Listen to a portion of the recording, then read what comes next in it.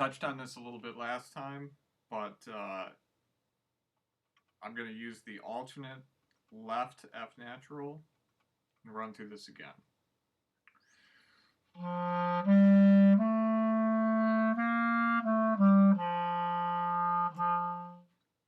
Sometimes you slip off of that key. That's why you got to practice.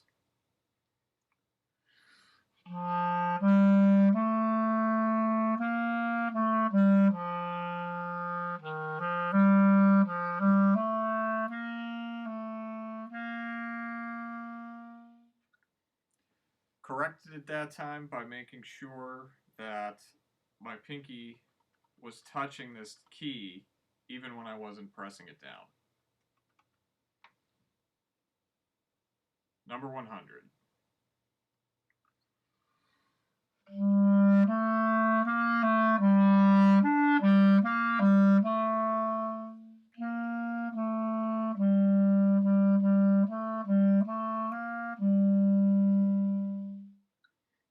I did not do a great job with the dynamics that time because after the breath mark, well, number one, I didn't take a breath.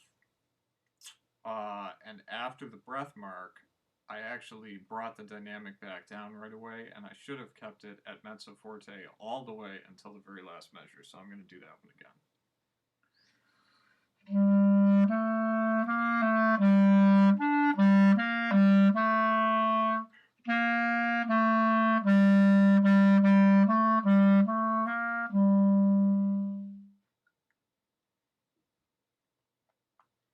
Okay, for number 101, they want you to write in a breath mark between the phrases. It seems to be the same pattern of 4-bar phrase units as number 100, where we're learning what phrases are.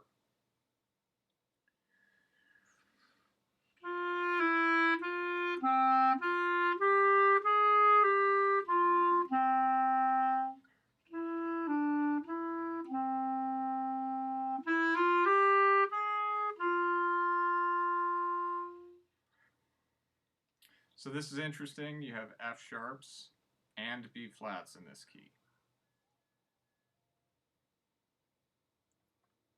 Okay, number 102.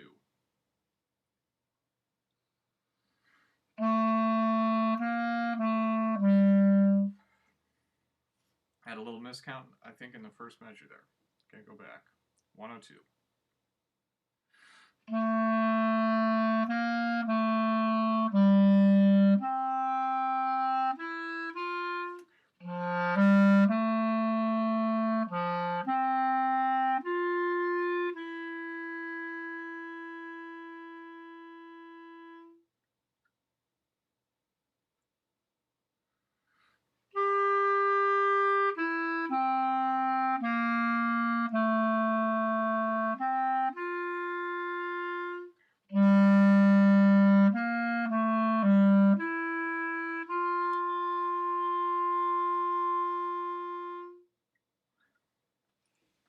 So important on these that, have the whole notes tied together to, really go for the full, sustain the note completely for the full length of the note, which in this case is 8 beats or 2 full measures. So when I'm doing that, for example, in this first line, I'm thinking about holding that F sharp all the way until I count the first beat of the 2 bars of rest. And I'm off right as I touch that first beat of the 2 bars. Number 103, instead of doing the repeat, I'm going to just go straight on to part B. So I'll play part A of this duet, and then I'll play the second part.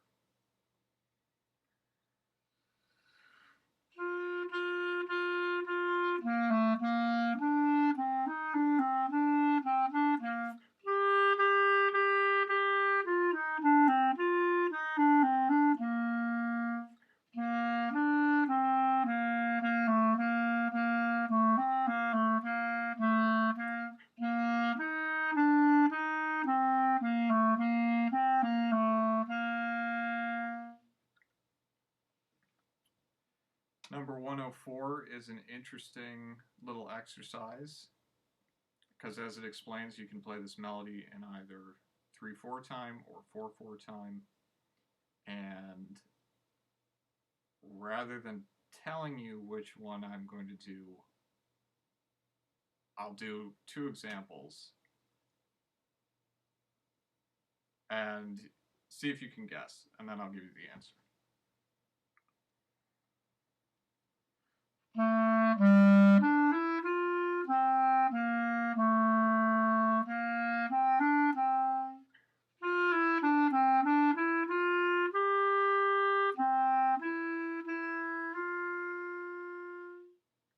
So that's example number 1.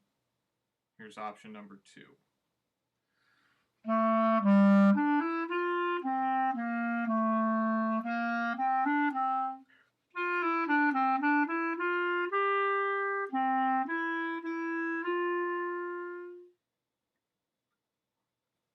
So the first time I played it, I was thinking of counting in 4/4. And you can tell that if you go back and listen, hopefully, you'll be able to tell that there's an emphasis on each downbeat. So that would be the B natural, the D natural, the C, the G, the A, and then the F sharp, respectively. And then the second time that I played it, I was thinking in 3/4, but I was actually counting 3/4 really in 1. So that puts the emphasis on each one if you're counting 1, 2, 3. So the B natural, the G, the B natural again, the D. And that's, so I'll just do the first couple of measures. This time I'll think in 4/4.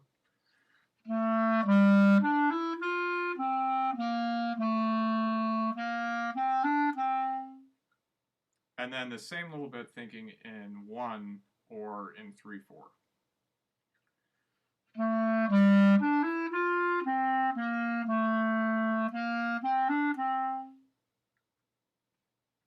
Hopefully that's clear enough that you can tell the difference, but experiment with putting different emphasis on the downbeat each time, and you should be able to get a sense of what makes something feel like it's in 3 versus in 4.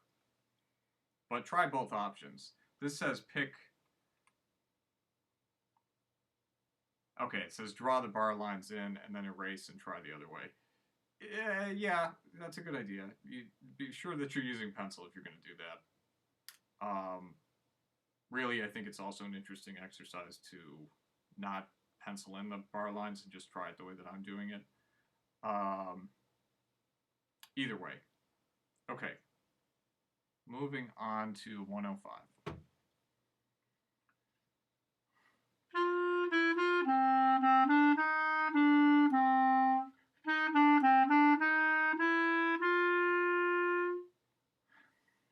Okay, so I think we touched a little bit on the alternate F sharp fingering last time. This is a great place to use it, although I like the way that the book introduces this way of doing the flipped F sharp for reasons that are a little bit complicated and I'll get into later at a later date.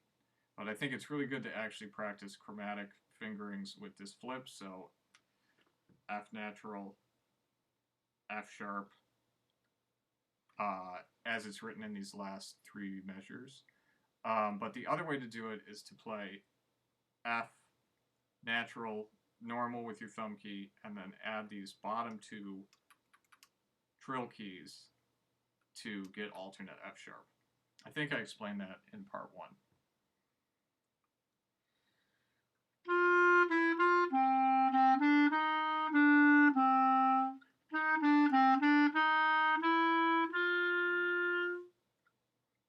No matter which way you play those last bars with the F natural and the F sharp, make sure that you're playing full value notes. So quarter note should touch the next quarter note without any kind of a weird little interruption of like sometimes I call it a blip. Some little errant sound in there that isn't quite perfectly one of those notes. Watch out for that and avoid it no matter which fingering you decide to use. But I think it's a good idea to practice both fingerings. Okay, 106.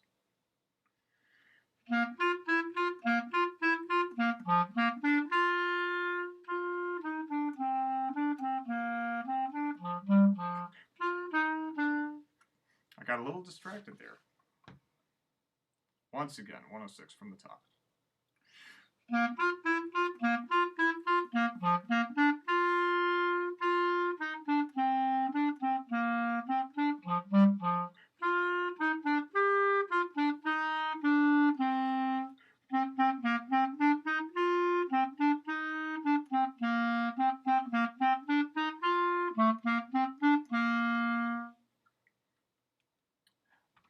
An interesting thing about the book to me is sometimes it's really specific about putting a breath mark in, and then sometimes it throws something at you like this that's 2 lines, pretty long for excerpts from this book, and doesn't give you any guidance on breaths. I do think that it's a safe bet to breathe every 4 bars. So that would be before the mezzo forte is the first example, and then you're smart enough to figure out the rest. Okay, 107, introducing E flat. There's 2 fingerings for E flat. Well, there's 3 fingerings for E flat, but I think we'll only talk about 2 main ones for this little example, and we'll introduce the other one as it arises later. Okay, but first the one that's written in the book.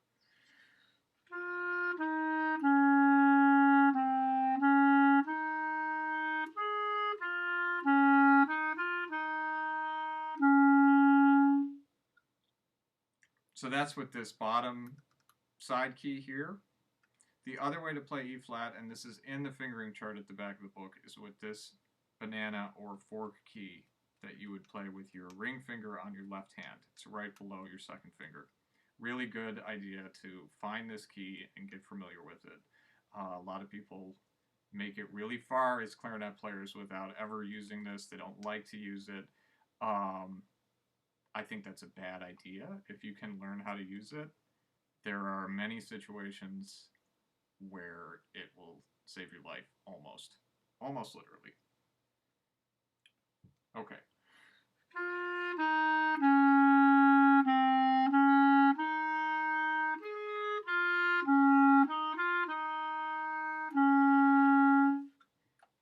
And that key is a little fuzzy sounding for me right now, probably because there's a little water in it or something. But I'm not going to worry about that too much. I'll just try to blow it out and move on. Register key is getting a little bit of the same thing going on, but it's no big deal. Okay. Classic tune, 108 on top of Old Smoky. Here we go. So this one starts on a pickup, so I'll silently count to myself 1, 2, and then come in on 3.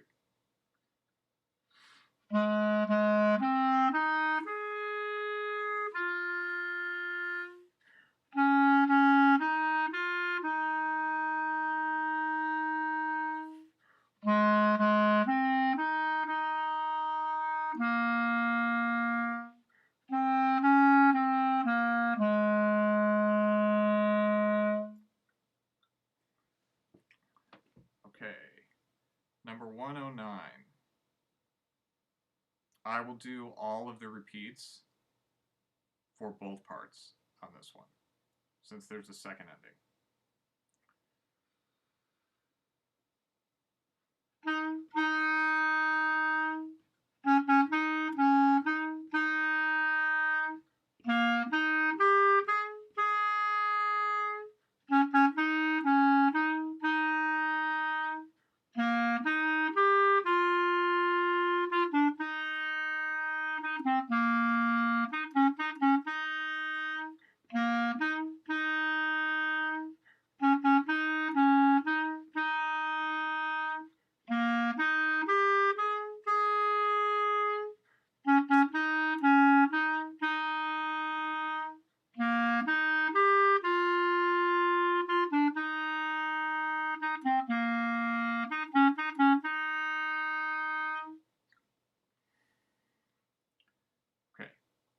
second part now. This is like the bass line, I guess.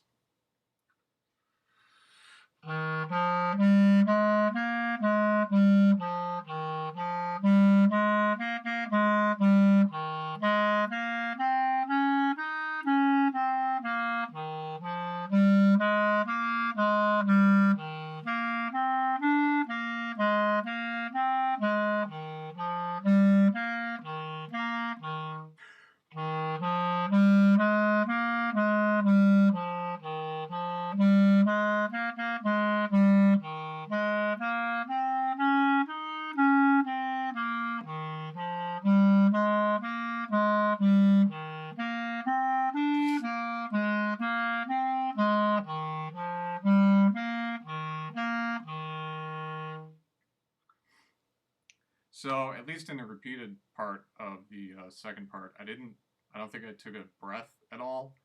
That's, I don't know if you're going to be able to do that. Probably not if you're just starting out. So, I think it's a good idea to stick to the 4-bar thing that it seems like all of the other pieces in this book so far, they're asking for 4 bars, and then you take a breath, another 4 bars, and then you take another breath. That's a good idea. That would work just fine here. But if you're struggling with that because you're playing all the time for this second part, every 2 bars would work just as well, I think.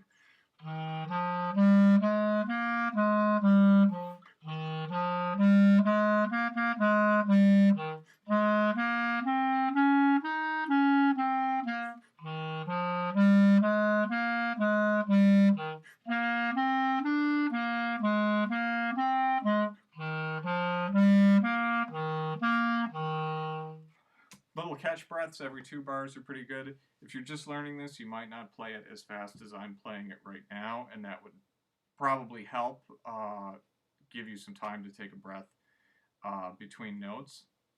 When you're taking a breath at the end of a bar where you play on the, like here you play on the 4th beat, you play again on the 1st beat, you're playing quarter note pretty much on every single beat. It's okay to, I would say, shorten the last note before you take a breath a little bit so that you can fit the breath in there really well. And if you watch back, I think you'll realize that the first time I took a breath in this second little demonstration of doing these 2-bar breaths, I breathed and I opened my whole mouth up to take a breath. I talked about this a little bit last time, but try to keep an eye out for that habit because it's a lot of unnecessary movement that doesn't help. So take a breath by opening up really the corners of your mouth and leaving your jaw just relaxed where it is, but keeping it on the instrument. Okay, I am not going to clap this rhythm. I'm just going to play it because it shows up in 111. So this is like 110, 111 at the same time.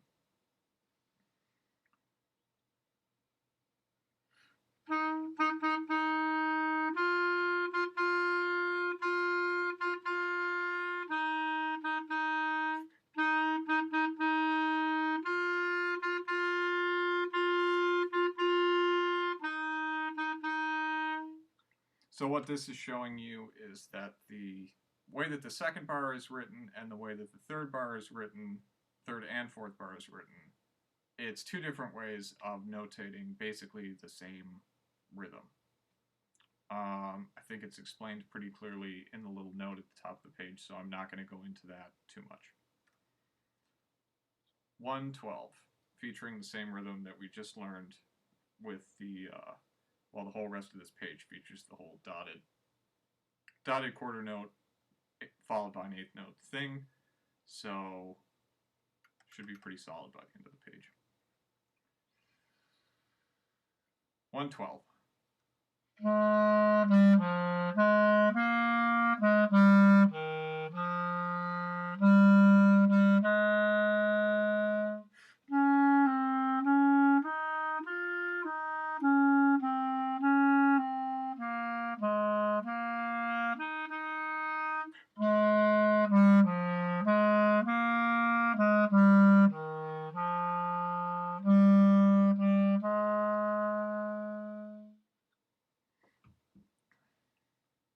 make sure to take the DC at the end of the line back to the beginning of the first line and stop at the double bar with the fine above it.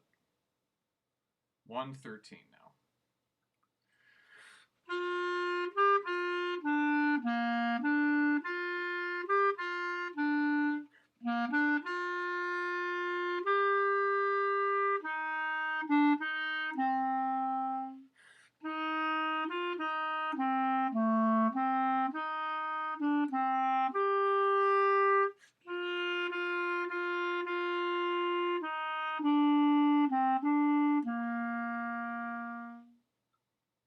Nice little tune. I don't think I paced the dynamics as well as I could have, meaning I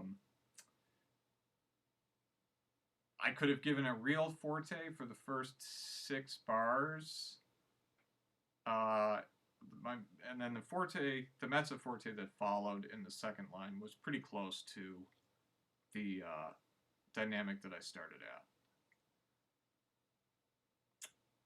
But I'm not going to go back and do it again, because number 114 has kind of just the reverse pacing. Starting mezzo forte, going to forte in the second line.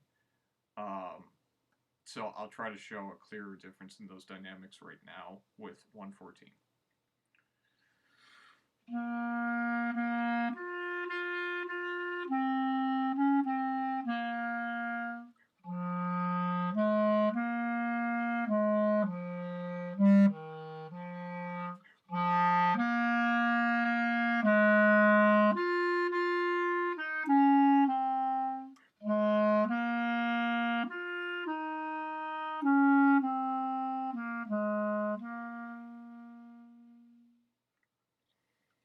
It's a nice tune.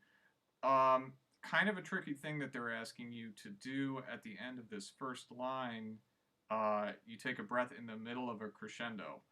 That's not mentioned here as a particular skill, but it is a particular skill that you need to focus on developing if you are interested in making a lot of music work.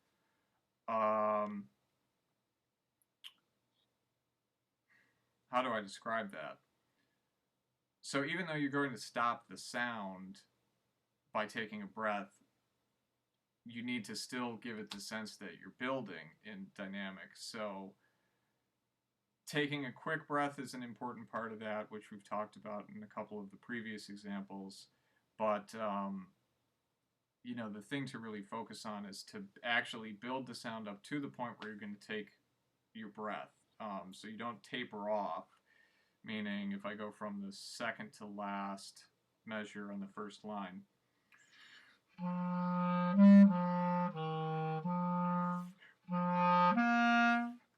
I kind of died a little bit on that half note, which is totally counter to the crescendo that's written there. So you really need to do something more like.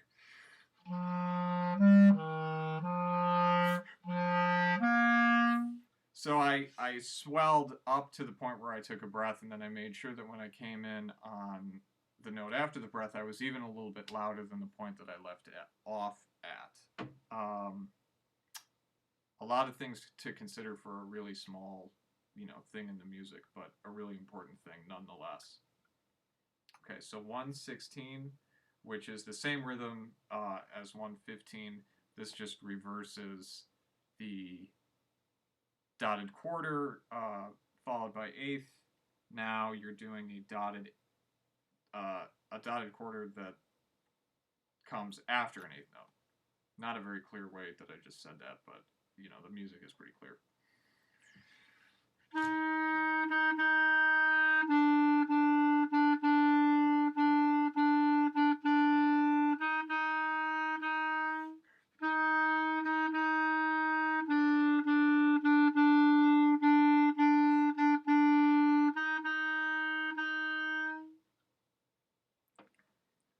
$117. Again, I don't know what makes this a quiz. It looks just like any other exercise. You know, maybe if you're teaching using this book, you quiz everybody at this point, but I'm alone, so not much of a quiz. The pickup is, important, so I'm going to count to 3 silently, then play on 4. And this has all of the rhythms that we learned from page 22.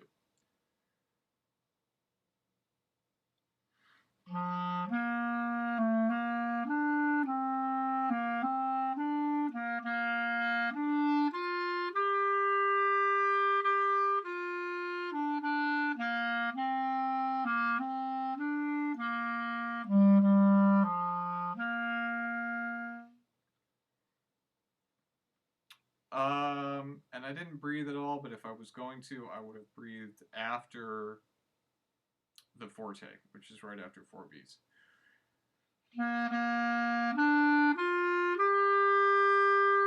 Nope, that's not true. I would have breathed before the forte, which is what we were just talking about in number 114, breathing in the middle of a crescendo.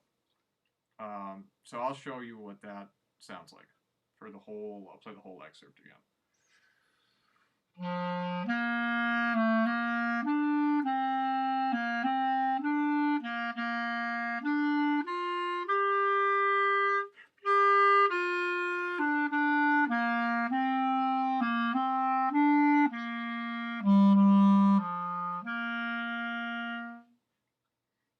So also make sure to end nice and strong, because you crescendo to forte, and then that's the last dynamic that you're given. So you have to keep that forte even though you're going down to, a low G, you're playing down the range of the clarinet, so maybe you actually need to think about getting a little bit louder. Okay. Really nice little tune here, 118, a theme from the New World Symphony by Dvorak.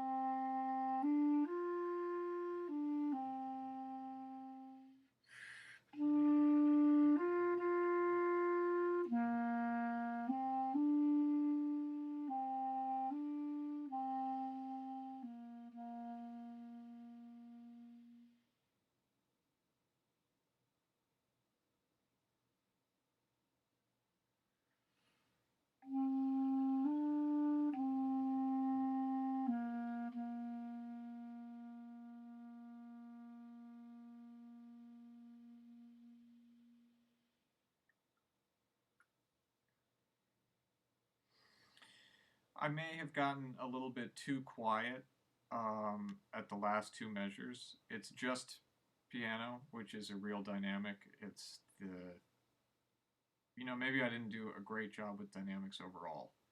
I kept it pretty much in the same piano world. 13 to 21 should be mezzo forte, and I think I probably kept it a little bit soft. And then at the end, it may have gone too soft too soon, if I was being really critical. This might be a nice one to come back to and do like a multi-track where I also play piano, but I'm not going to do anything else with it for right now. Very pretty. If you like it, you should listen to at least the full movement, if not the whole symphony, number 9, that's out of movement 2 by Dvorak. Okay, very big moment in the clarinetist's life, starting on page 24. We're going to start using the register key. This is what makes our instrument different than any other instrument, period. Because putting down this key on any other instrument that has something like this, saxophone, it's an octave key, because when you put the key down, it's just an octave higher of the same note. Clarinet, it's a register key because it goes up a whole 12th, which is wider than an octave. So putting down the key, like on this first example, what is an A without the register key becomes an E with the register key. So there's not really any sort of an explanation given. Maintain a steady, fast airstream. Sure. Keep your embouchure firm and flat. Keep your chin flat, rather. Yeah, that's something that your teacher should look at maybe a little bit more closely than you as a player. And it's kind of secondary to keeping the airstream nice and fast. Roll your thumb up slightly to open the register key. Yeah, I'd call that a rolling motion. I would try to explain or show you what I think that should look like, but I don't think you're going to be able to see it very clearly right now. So there will be something on that at a later date. I think it's a good idea to learn these notes first without playing the whole exercise. So it starts with an E. Start just by playing an E.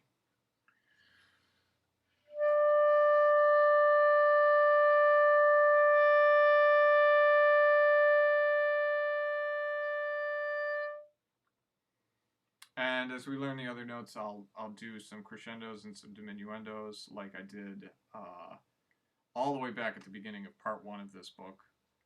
But that should be sufficient to, play it a couple times, just one note that you're learning for each one of these exercises, and then go on to the exercise. So here is 119.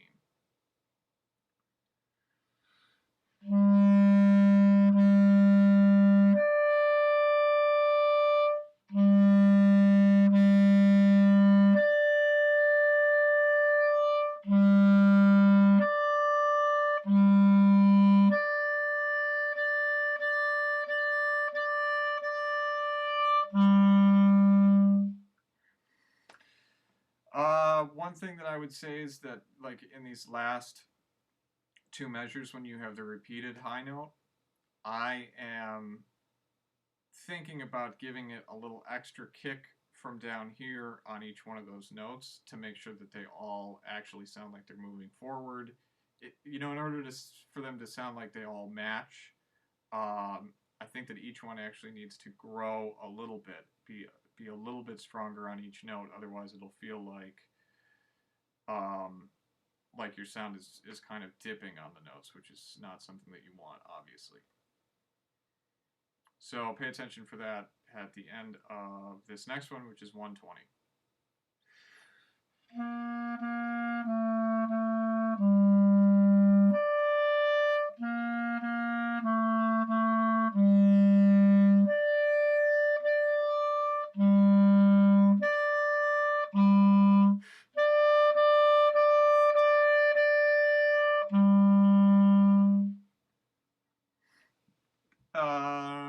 One thing I'll note is that if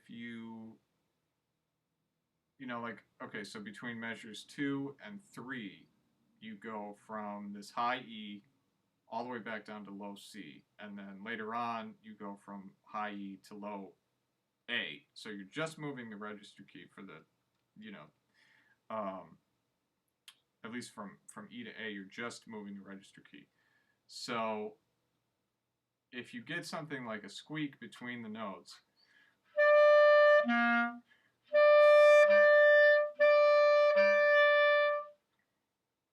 that's a common thing. That actually means that you're voicing the top note really nicely, And you just need maybe a little bit more space between the top note and the bottom note. So you can think now in these exercises maybe a little bit about sometimes there's space between notes. They don't all necessarily have to touch totally perfectly. I think that's about all I have to say on that issue for right now. Okay, so now we're on to D. So I'll do a crescendo on this note from as softly as I can play.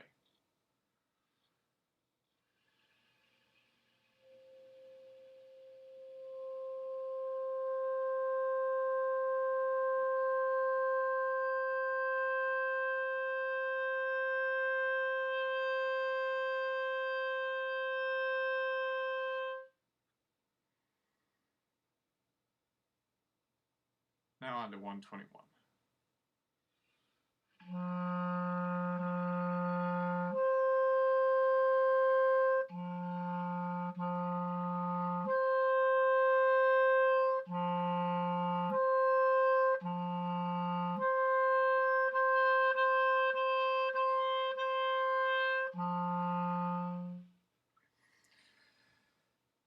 So I'm thinking about giving a really clear tongue every time I go back down to a low note from the high note. That might be a clearer way of saying all the things that I was trying to say in the previous exercise. So here's 122.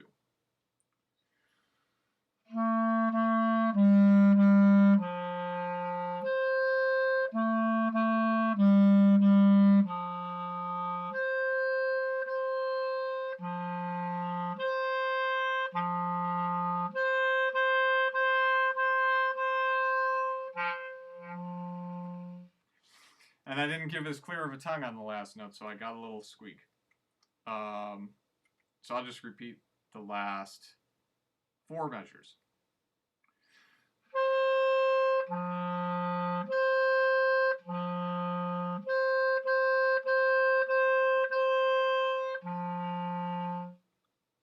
Okay.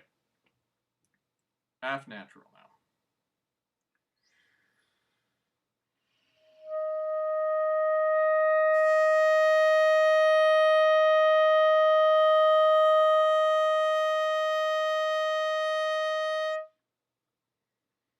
So I'll mention something that's a little bit advanced, but you know somebody might be interested in trying it at this stage of learning these notes.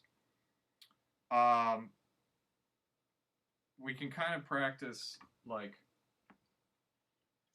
for lack of a better term right now, like controlling the squeak. So like if I just said earlier that it's not necessarily a bad thing, it means that you're voicing the note really well. A good way to practice that is to play like a note that involves the register key, like we're going to do F right now. So I'm going to play an F with the register key down, and then I'm actually going to take my thumb off of the register key. So I'm going to let it close, but I'm going to keep holding that F the entire time.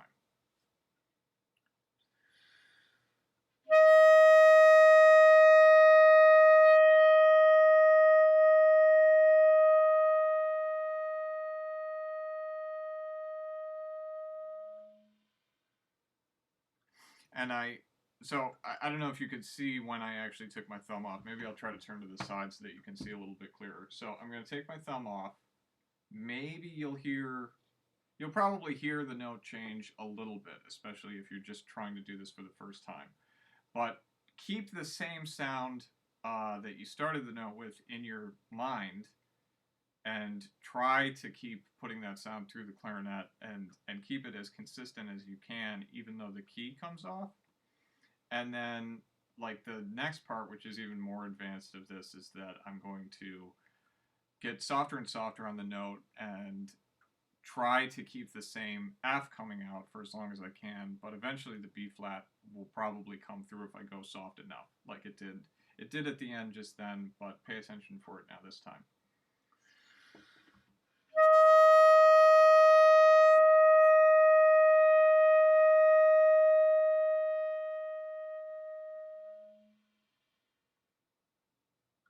So I just go down basically to air sound at the end after the B flat. Kind of sneaks in at the end. That's a really good and interesting way to start practicing this second register that you usually don't learn until you've been, playing clarinet for quite a while. And I actually think it's a good thing to try to do at the early stages. So I'll play 123 now.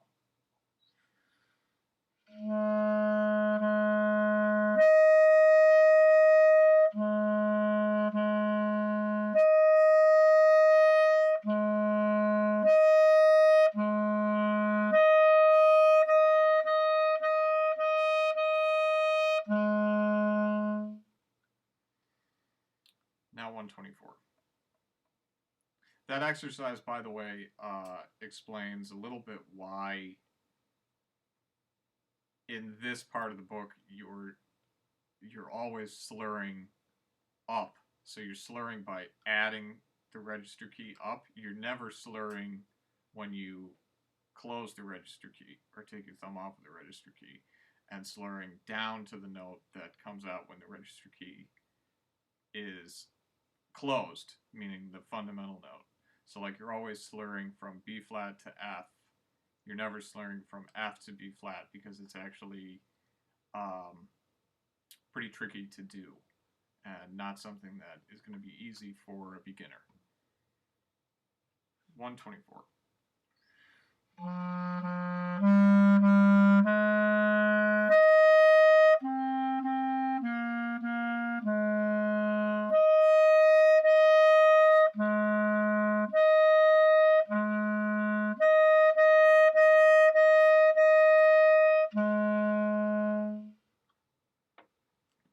Okay, 125 now.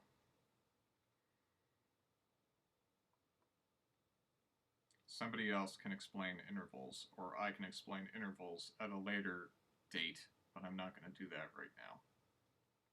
The book does a pretty good job of it.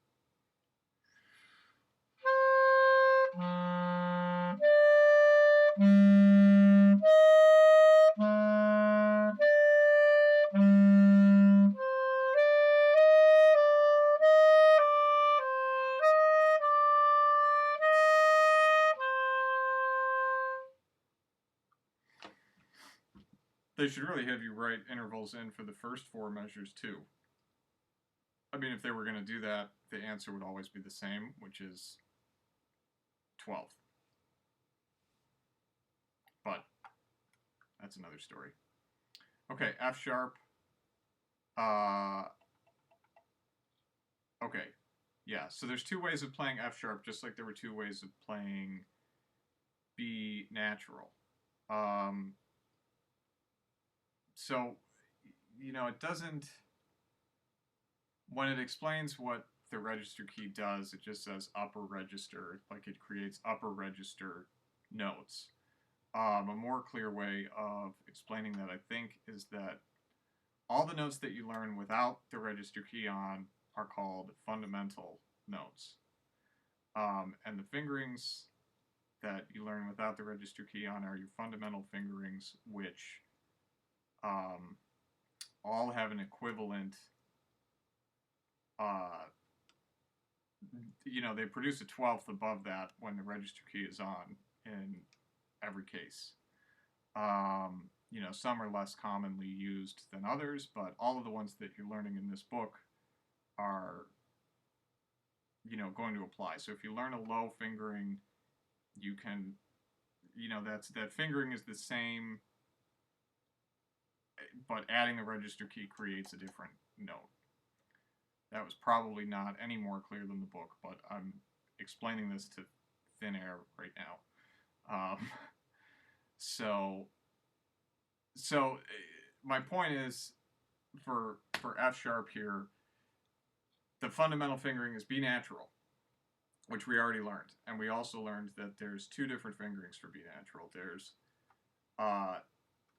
right hand closed, middle finger, and right hand closed again with one and the banana key that you play with your ring finger. Those produce the same note. Same thing here with F sharp. So F sharp with the fingering that you have written. Okay, and with this alternate fingering, same note, two different ways of playing it. I recommend learning both fingerings as early on as possible. Like, why not? So I'll play this one twice. First time with the middle fingering that's written in the book.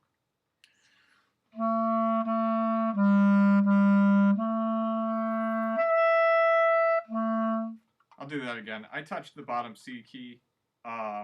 If you have like these, if you have notes with the register key that sound weird, especially, you know, F, F sharp, E, you might have one of these bottom pinky keys closed or open, which is what just happened there. So it should have sounded, but I touched this bottom key and it sounded like this.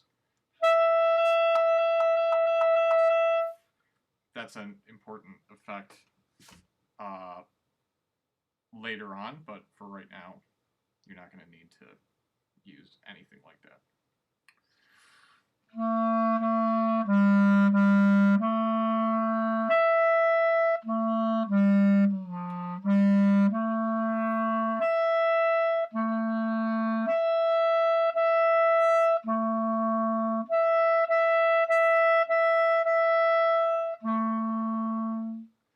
So now I'll use this forked fingering.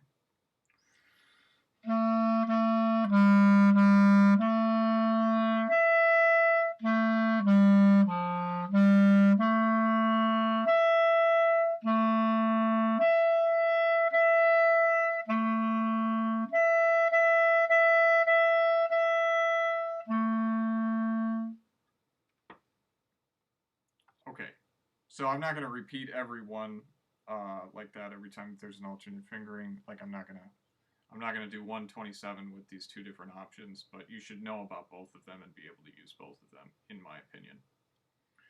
127.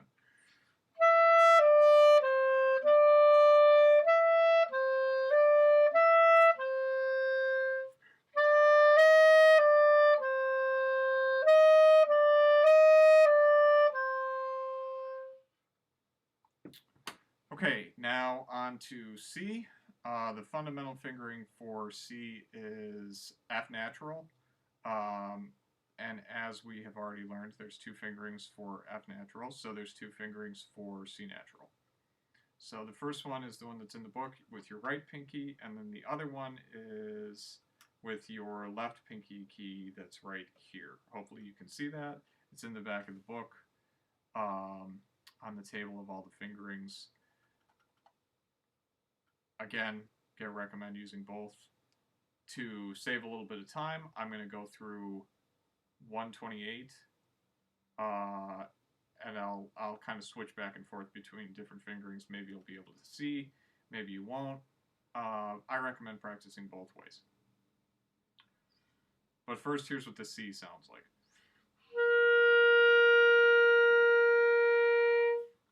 Okay, 128.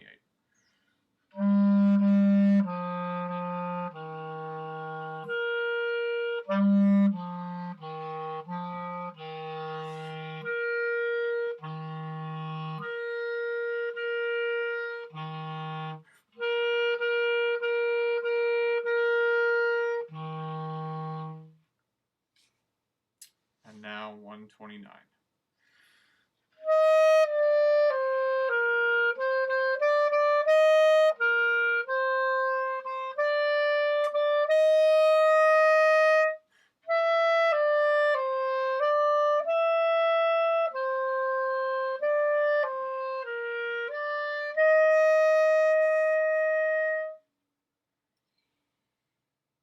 Boy, 127 and 129 now, they both sound really bad.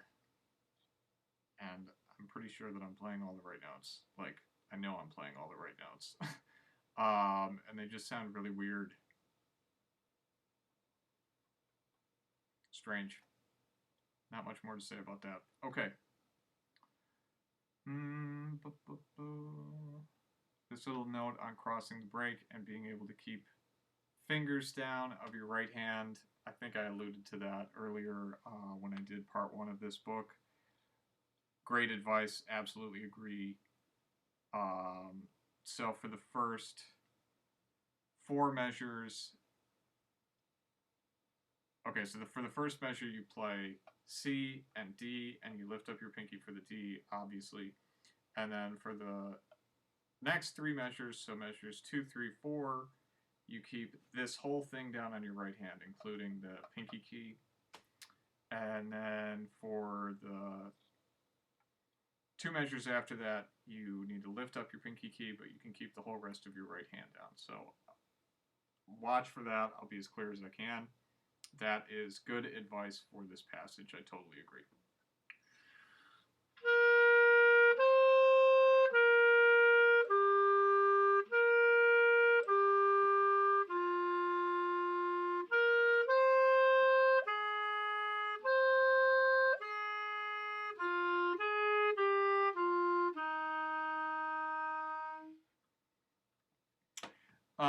I don't love this term, the break.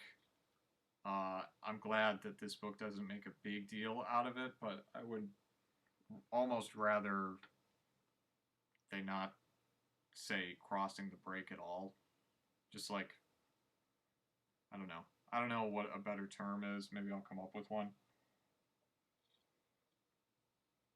But a lot of beginning clarinet, teachers and then subsequently students make a big deal out of like, oh, I'm going over the break. It's not that big of a deal. Don't make a big deal out of it. Okay. This is a trio. This would be cool to do as a multi-track sometime, possibly, potentially. For right now, I will just go straight through each part. So part A.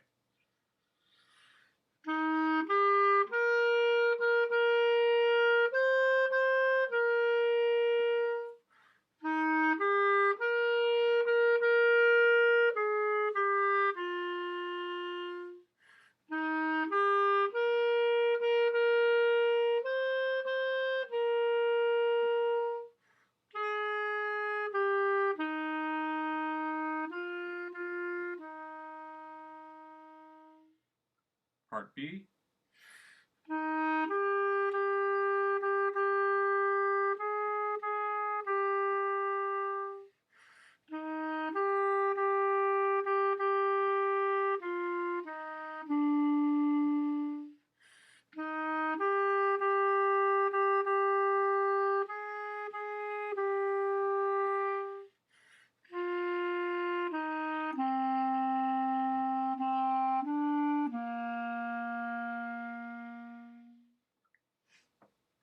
Now, part C.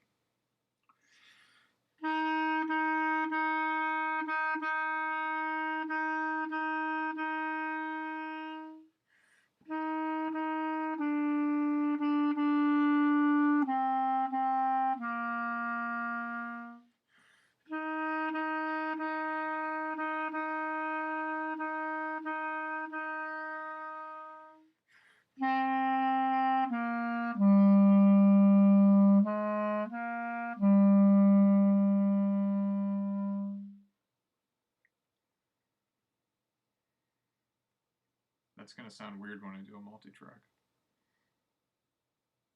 It's an interesting arrangement. It ends on a first inversion chord, so it's not going to sound like it resolves very well. And it has parallel motion to perfect intervals. I don't know if you'll care about that, but I think it's an interesting choice. Okay, 132.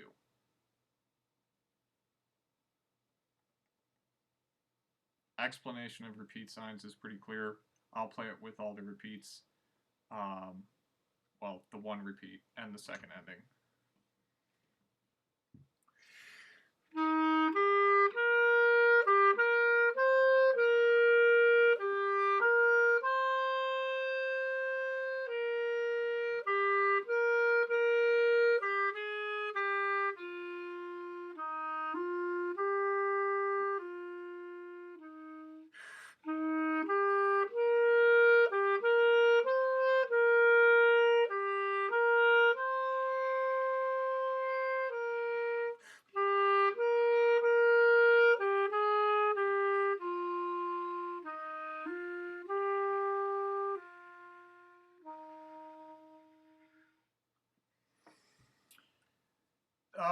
There's a thing that says keep your right hand down the whole time for like 5 measures, like pretty much the whole first line. Yeah, you can do that. It's a good idea, as we've already gone over. You should be able to do it without keeping your right hand down the whole time. Also, I'm being not very clear about that, but I don't know. I just think it's a bad idea to get in the habit of like clamping your right hand down the whole time if you're a kid. That's a little bit of a nuanced point that maybe is not worth spending a lot of time on. Okay, 133.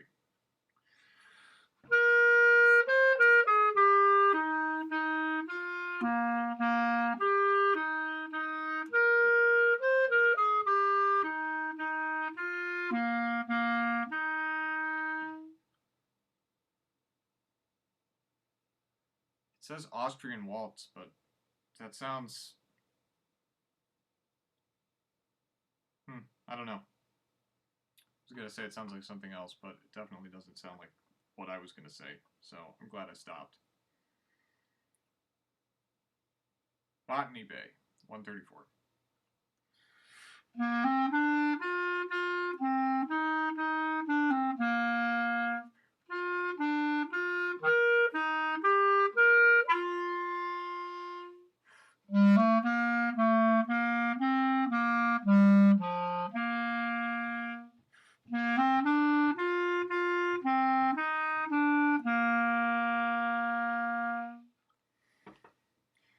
Repeat that one because I feel like I might have made a counting mistake, so it'll be interesting for me to go back and listen. I'm not sure, so this might be unnecessary, but I'm going to just repeat it just to be safe and be extra careful about my counting this time.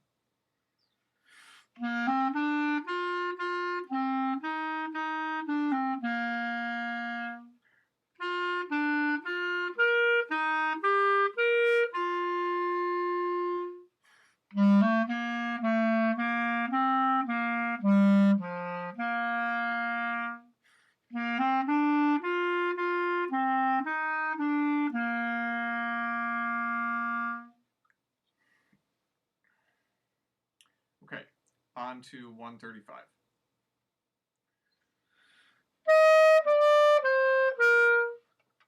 I have the spring really loose on this C.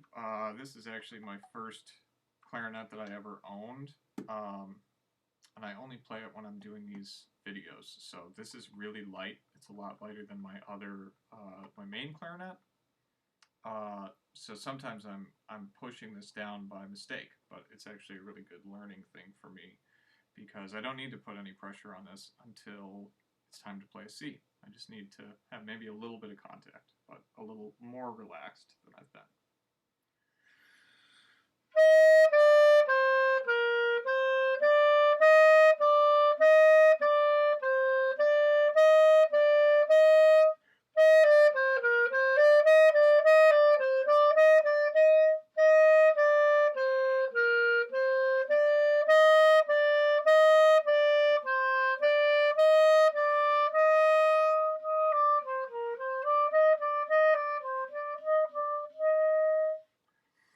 I did a little dim the second time that I played that because I realized that it says practice at all dynamic levels for this exercise, which I think is a really good idea. The book hasn't talked anything about playing this second register, or the clarion register as it's called, at any sort of like a soft dynamic level. In fact, the last 2 pages have not had dynamics at all. So, you know, but again, if you've practiced learning the notes by doing crescendos and diminuendos, you've already practiced that. Otherwise, adding the dynamics to this thing at 135 might be, you know, a little bit of a challenge at first. So if you're finding that it's a challenge, go back and actually try to play each one of these notes soft. So without trying to play any of the the rhythms in 135, just take each note one at a time and play it really quietly.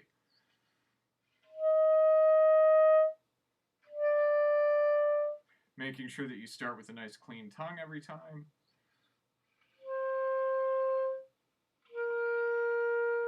Or if you find that you're having trouble playing it, louder than you've practiced the other things, do the same thing. Just take each note and play it nice and strong. Okay, 136.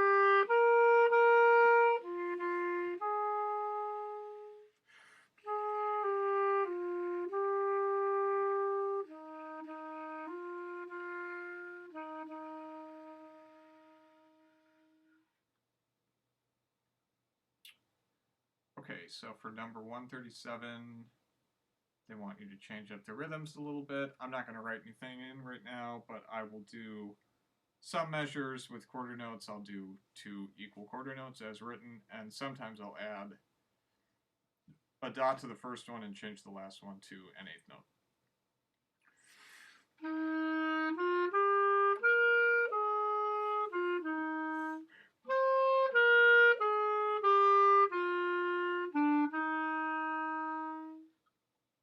Nice and easy.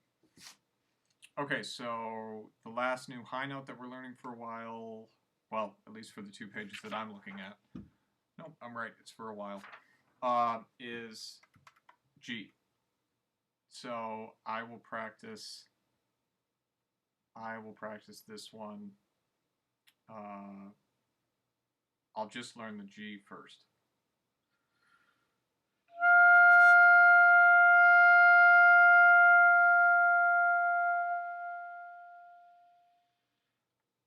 Okay, now on to the full exercise.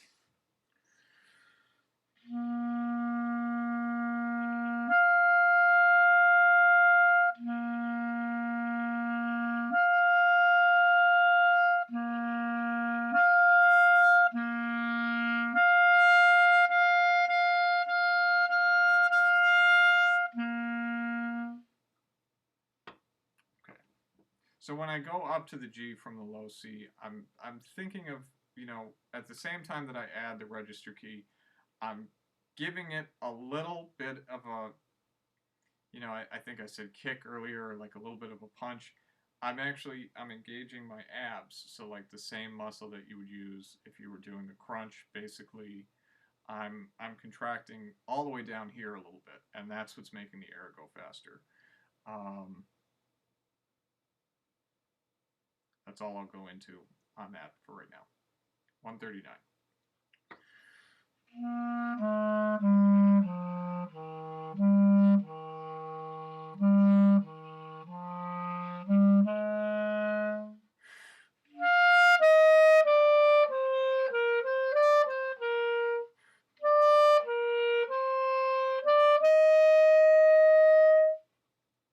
Very good advice to always check the key signature. If you didn't check the key signature, it would have sounded like this.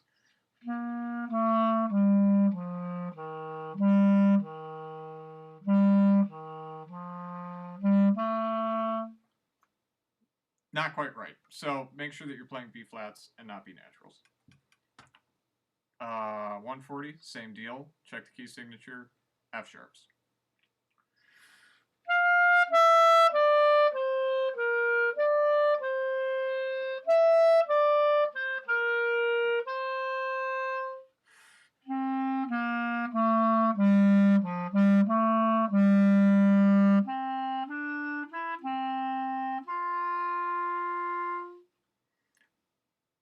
very close to the one that came before it. 140 is really similar to 130, but the eighth note comes first, and in the first example, the eighth note came after the dotted quarter note.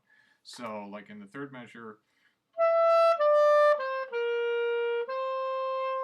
don't play what came in the first technique tracks, 139. That would sound like this. It's really... that's a little tricky thing that they do to you in this section, in my opinion. If they're going to put something that... they're going to make the rest of it sound that similar and throw one little curveball at you, they should maybe put a little note about it. Just, hey, you know, always check the rhythm. You know, something like that. Okay, 141 with a second ending. So I'll take the repeat and then go to the second ending.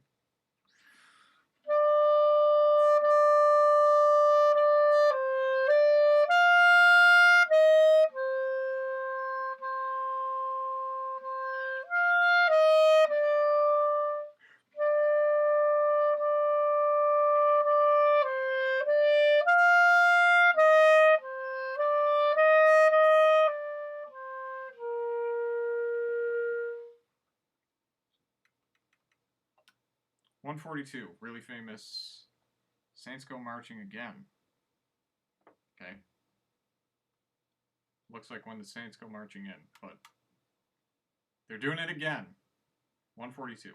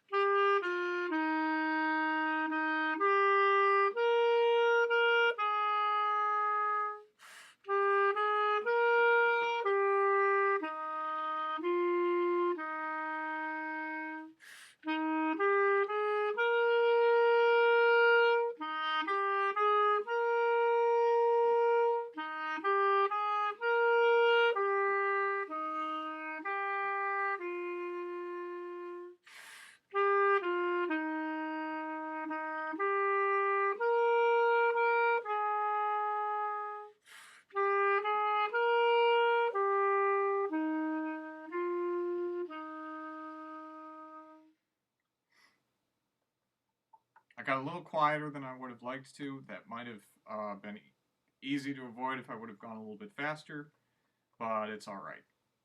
Okay. So now we're learning low E. Great. That's what it sounds like. I think I've talked about this possibly earlier in the book. I'm not sure. But you should... So let's pretend that we're not looking at the whole example and we're just learning low E for starters. Yes, you can play it the way that it's fingered, with the way that the fingering is written in the book, rather, with this bottom pinky key and this pinky key that's kind of all the way to the right with your left pinky. It's not super clear, but this one and this one. Yeah, that's how they have it written. But you shouldn't need to have both of those keys down for the note to come out. So you should be able to play it with just the left pinky for starters. Okay, so I'm just showing you that this right pinky is not doing anything. The note still comes out. The other way that you can finger this note is with the bottom, all the way bottommost pinky key on your right side. So this one here. So now my left pinky is not going to do anything. Okay. You should only need one key, one pinky key to be activated. Either the one on the left, the one on the right, to play low E. You shouldn't need to use both. If you need to use both, that means that there's actually something wrong with your instrument, and there will be information on what that something is in a later video. But I understand why they have it in the book like that. Especially for this exercise, because if you're going back and forth between F and E, you don't want to be lifting up your right pinky, for instance, when you go from F to E. You want to just keep that down. That makes it a lot easier. So I get it. And it's a complicated little thing to teach, but a lot of the time that this idea that you need to have both of these keys down just sticks with people for years and years of playing, and it gets in the way of a lot of things. You should only need one pinky. That's kind of a rant, but I've seen that a lot. And all of what I'm saying right now applies to when we learn B natural, which is right below this. It's the same fingerings, just with the register key added. You should only need one pinky on either side to play either a low E or a long, everything closed B natural. So here is 143 with the fingering suggested. So starting on right F natural.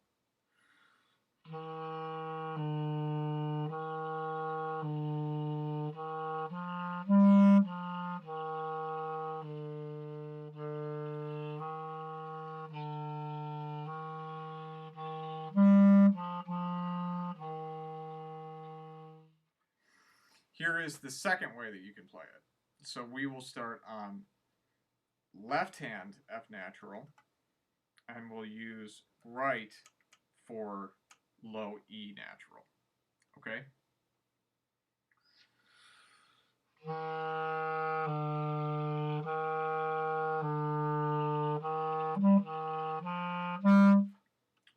Okay, little mistake there. We'll start over.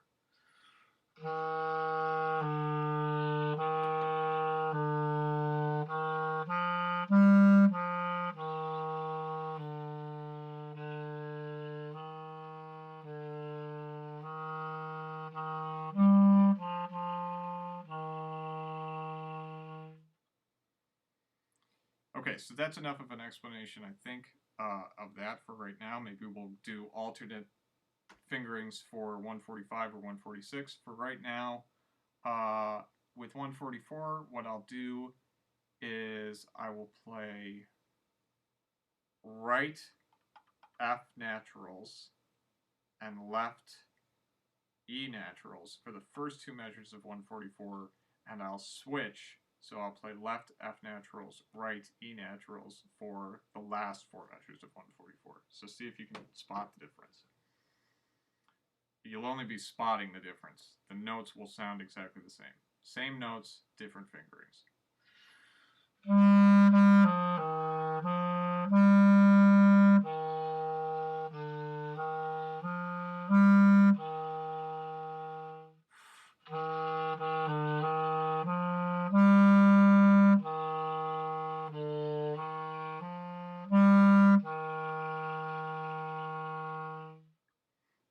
So one last thing that I'll say about that is that, so for instance, when I'm playing left F naturals and then I'm going right to a low E natural and back to F natural, I leave the left key down on the, I leave the left F key down. Just like they suggest you to always leave the right key down in the first exercise. So it's the same thing. You don't want to unnecessarily be lifting up this this left pinky key when you go to right E. Can be a little confusing. So I understand why they don't try to go into all of this detail in the book, because it is really confusing.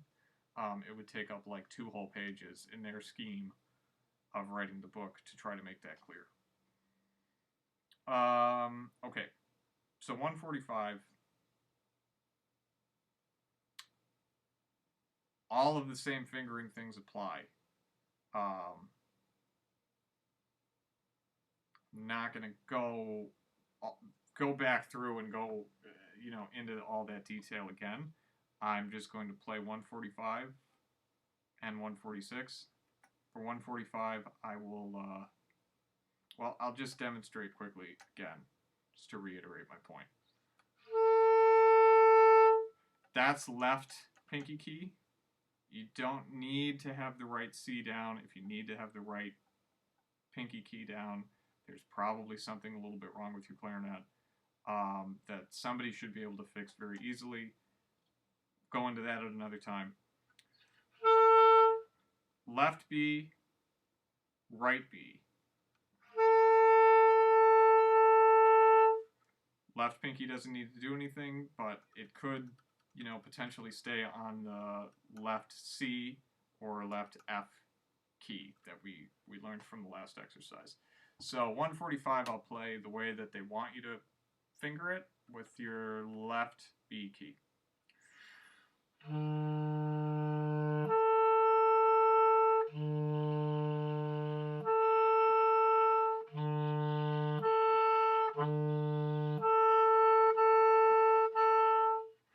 Oops, okay, I messed that rhythm up.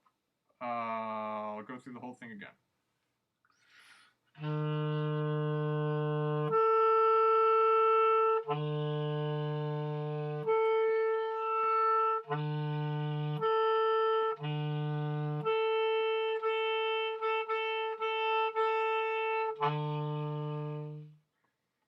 And now for 146, I'll play left F and right E, which means I'll also play left C and right B natural. I won't do the repeat.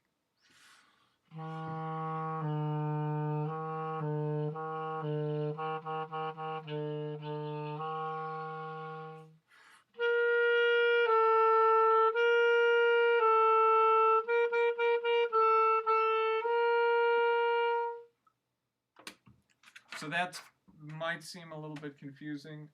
If it is too confusing for right now, wherever you're at, if you're watching this, learning, going through this book, just stick with the fingerings that they give you in the book for right now. There's nothing wrong with that. And maybe come back, revisit the topic after you've been playing for a few more weeks, a few more months, a few more pages in the book, whatever. There's nothing wrong with learning the way that it is in the book.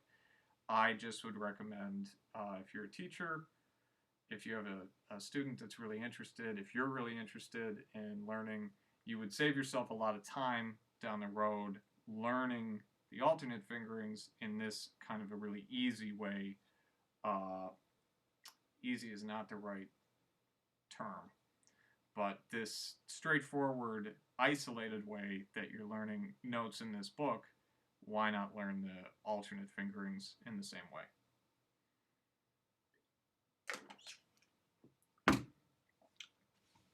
Okay.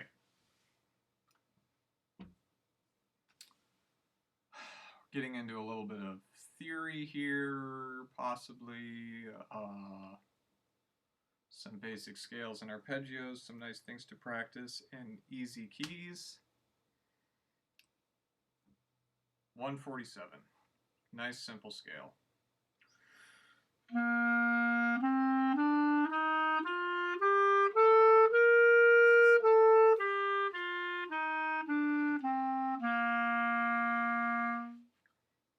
I'll show you what that looks like with the alternate fingerings. You can skip ahead if you don't want to see or get confused by that right now.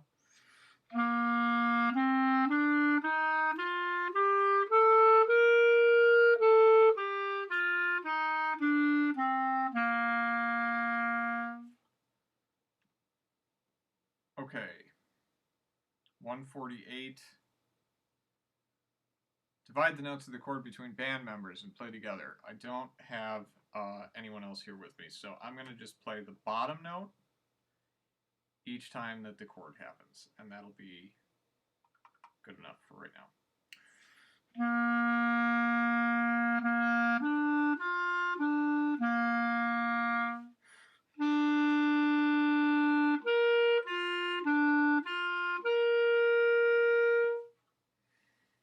here's the scale and the arpeggio. 149.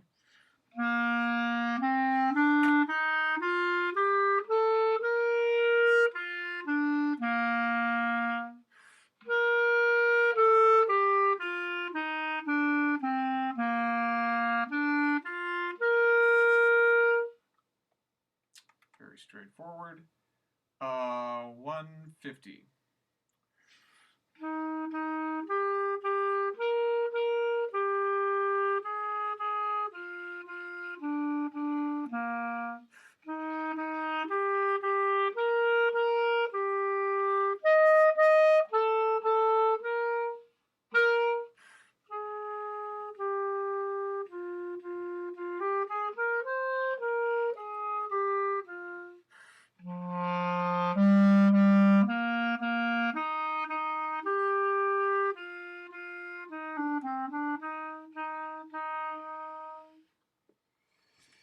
So the surprise is clearly the accented forte C that's at the end of the first line. That is the little surprise moment in this example. Be sure to check the key signature on that one. That would be a good one to have a reminder. You just practiced, if you're going in order in this book, you just really honed in on C major, and now you're playing something that's in F major. It's a different key. Make sure that your B's are flat unless they have an accidental, like they do in the second to last measure of the first line. But for the third measure, B flats. B naturals would sound like this.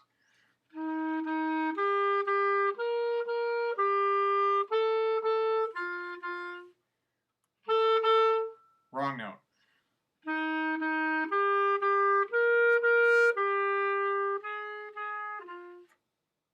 Correct note. Okay. 151. I'm not going to write these notes in, but I'll play everything that's written as it's written. So first and second endings.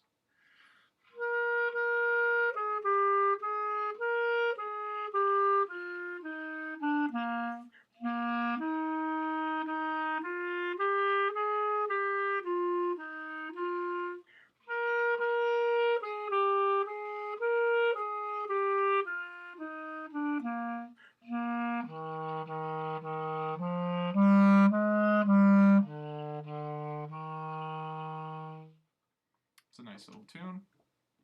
Okay, now 152. Again, I will do the repeat and the second ending just as it's written, all the way through.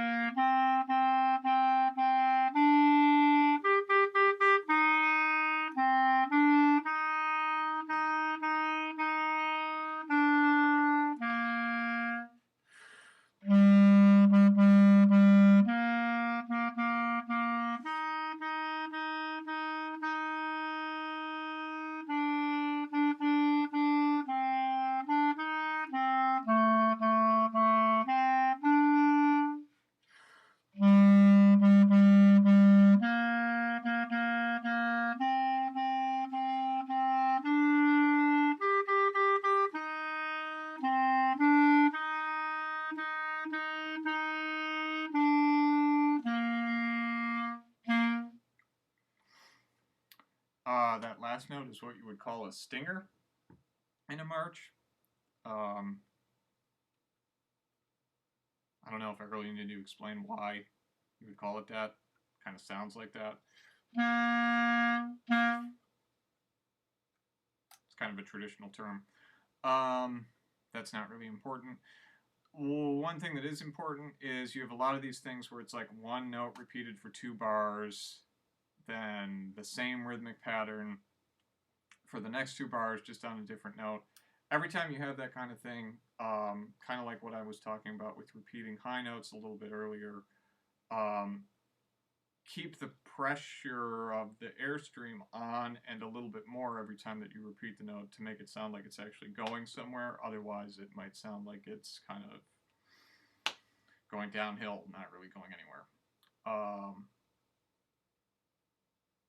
See, this number 153 has a lot of the same kind of thing in it, so maybe pay attention to that when I play 153 right now.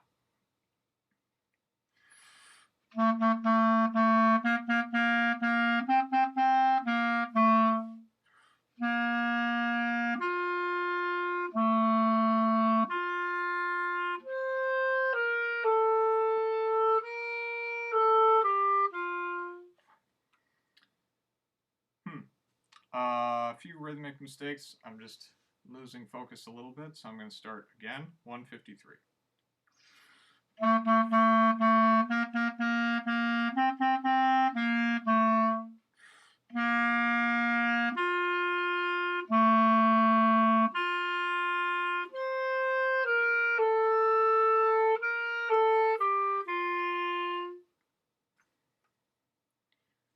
Three, 4, 5, 6, 7.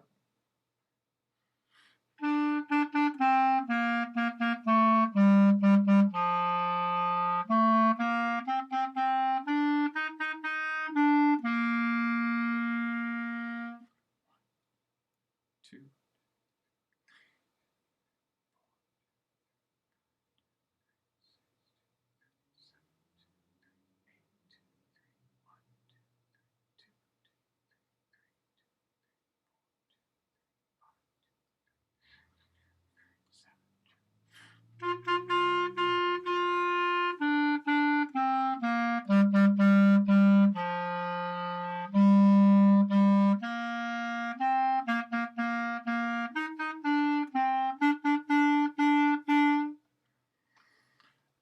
I didn't realize that I would have to count like so many measures of rest in that, or I would have explained how I was going to do that before. But maybe you got a good enough idea from just watching. But what I did is actually counted on my fingers. 1, 2, 3, 2, 2, 3, 3, 2, 3, and each big number is what bar I'm on.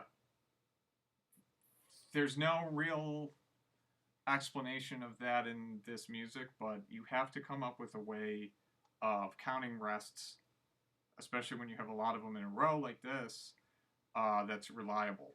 So I'm always following along with, if it's 7, I'm looking right at the number 7 over the bar. Like from 29 to 37, I follow along with 8, and then I start counting again to 7 when I get to measure 37. I really count on my fingers in real life if I have something that's, multiple measures of rest. I just do it like I put it on my knee. I have my hand on my knee or a little bit like on my thigh, and I'm counting, like 1, 2, 2, 2, 3, 2, 3, and I'm actually putting fingers down and keeping track that way.